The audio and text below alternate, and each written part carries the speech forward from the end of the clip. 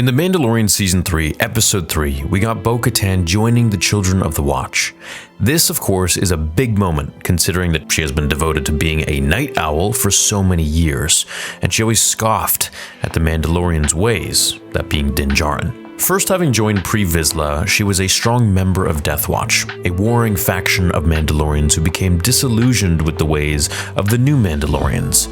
They deemed them to be too pacifist. As we saw in previous Mandalorian seasons, and just in Episode 1 of this third season, Bo-Katan really wasn't all for the Children of the Watch when Mando told her about his quest to venture into the living waters below the mines of Mandalore so he could be redeemed. She basically said it was a bunch of superstition nonsense and never respected these outdated ways of not removing one's helmet. So, if you remember at the end of Episode 3, she was staring at the mythosaur skull on the wall and the credits rolled. She didn't tell Din about the mythosaur at the beginning of the episode, that it exists in the waters, asking him if he had seen anything, so we gotta ask ourselves what's going on here. My theory is that she is playing a game of 4D chess, and she knows that she will have to build a relationship with Mandalorians in order to convert them to her cause. Once she rules Mandalore, either by way of dark saber or taming the mythosaur, dawning a new age of Mandalorians, so the legend says.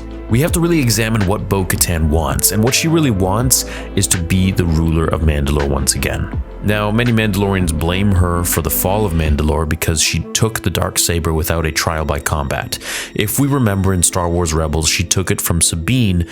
Willingly, Sabine gave it to her so that she may rule the people, and after this, of course, the Great Purge happened and Mandalore was destroyed. Mandalorians blamed her because she took it not in a rightful way, which is trial by combat, therefore cursing the Mandalorians. However, legend says that if one is to tame a mythosaur, which is long believed to be extinct, then a new dawn of Mandalorians will begin. And so this new age would be her age of uniting all Mandalorians under her way, one way. No more factions, no more warring tribes, keeping it to just one. Everyone can remove their helmet, everyone has one way of being, and that's that. I think this could possibly be how we see who the armorer actually is. From the dawn of time, Mandalorians, with their dominant and aggressive nature, have waged civil war on themselves just as much, if not more, than the wars they waged on the rest of the galaxy. I believe Bo-Katan would do a very good job in rebuilding Mandalore once she either gets the dark saber or rides a mythosaur. I think she's a very good manipulator and opportunist,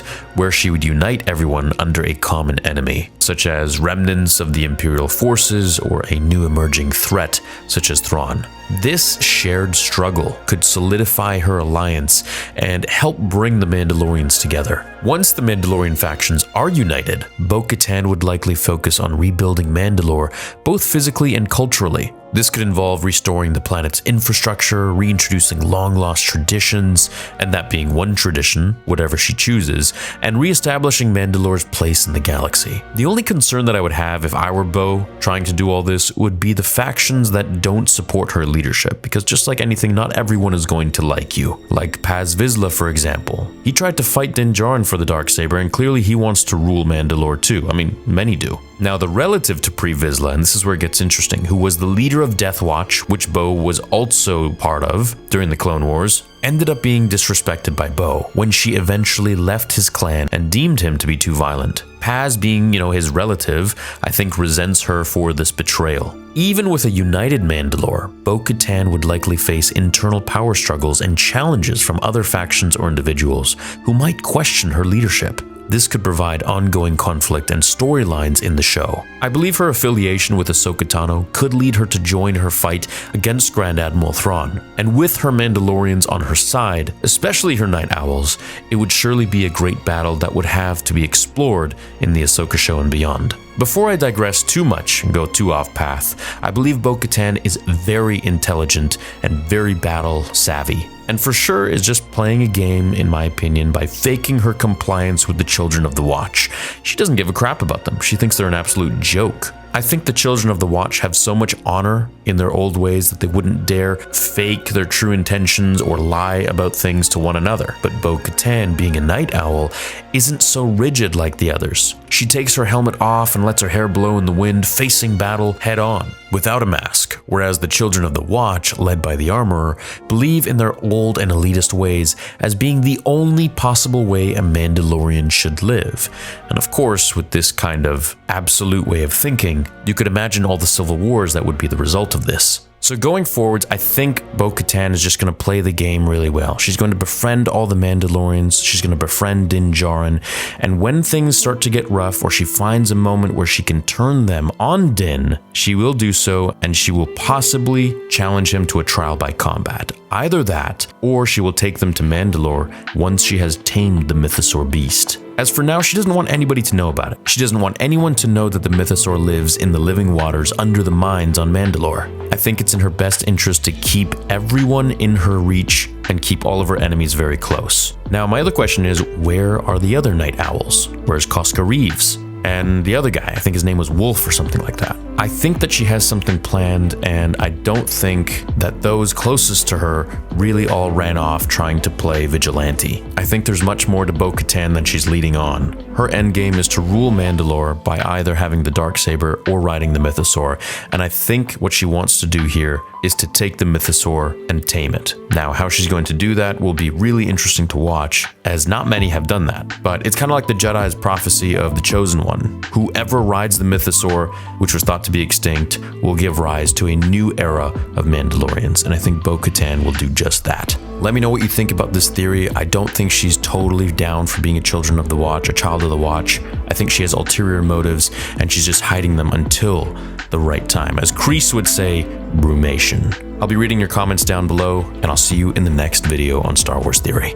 Until then, my fellow Jedi and Sith friends, the Force will be with you, always. Anakin glared intensely at Palpatine, his eyes focused on the Dark Lord. A smile made its way across Palpatine's face, revealing his yellow, stained teeth.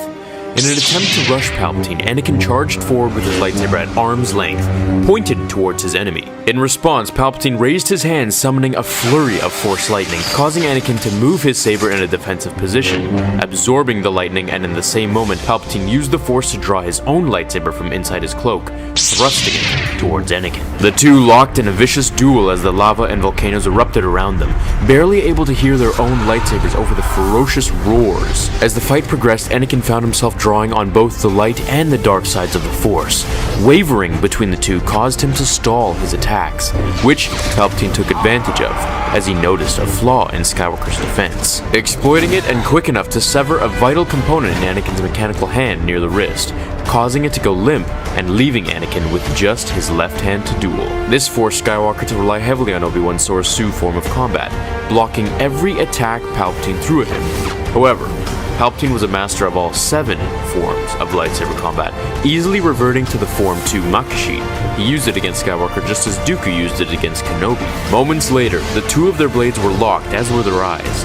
But while Palpatine's gaze only displayed rage, pride, and a little pleasure, Anakin's were filled with fear and hatred. He had never battled someone so powerful in his life. The speed, anger, the power that he was dealing with was incomprehensible, and something that he just couldn't be ready for. Slowly tiring out, Palpatine looked at him and said, "You have much to learn, Lord Vader. It's a shame you will now die." With a twist of his wrist, Palpatine's saber cut deep into Anakin's right leg, causing him to drop his saber and fall on his back. Laughing with excitement, Palpatine was ready to destroy the Jedi's so-called Chosen One, his eyes fixed on Anakin's head as he opened his thin crevice of a mouth.